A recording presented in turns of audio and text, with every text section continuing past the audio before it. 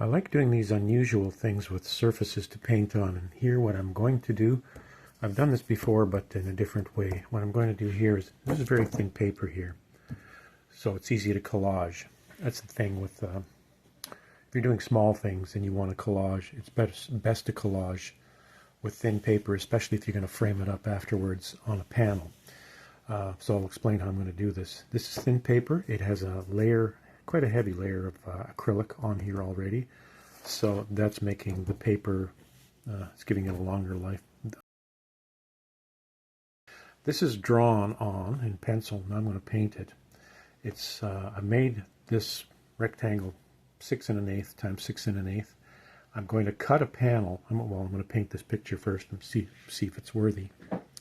I'm going to cut panels.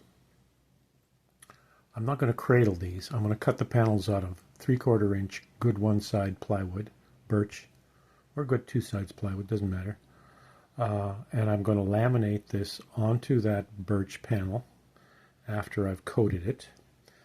There'll be a little bit of the reason this is a bit larger is there has to be a bit of an overhang so that I'm not really cropping this picture to the edge of the panel. I'm overlapping it. I'm over gluing it onto the panel, and it's thin and you won't notice it. You'll see what it's like later, hopefully, if I get it made. And then that 3/4 inch panel will be framed with strip framing, just like some of my most recent pieces. So that's, I don't know why I do this rather than just painting on the panel. You get a different surface, you get a different, well, first of all, it's really nice painting on paper. There's nothing like painting on paper. It's the most intimate surface you can have. It just records every gesture, every whisper that you do in a really nice way. I love paper more than any other surface. But aside from that, it's just interesting when you're collaging things together and constructing something out of a process of 4 or 5 steps. It just motivates you in a different way. At least it motivates me in a different way. So, and I like doing unusual things like that. So I'm going to see what this turns out like, and then I'll cut the panels on my table saw. Getting cold, kind of cold out in the garage to do this, but I'll do that. So let's see what the painting turns out like. This is what I ended up with. I think I'm going to stop it here. I'm getting a glare. Let's see if I can reduce that a bit. No, not really. A little bit of August or autumn color in there. And we'll see if I measured correctly here.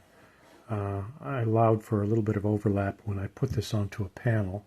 So the next thing I'll have to do is cut 6-inch panels on the table saw and get this glued on with a little bit of overhang. I don't want to trim this right to the edge of the panel. I want it to overhang just a touch so that you're not seeing anything on the edge at all. Sometimes when that happens, you do get a little bit of an error, and I just touch it up so that you can't actually tell that you know, the gluing is not 100% accurate.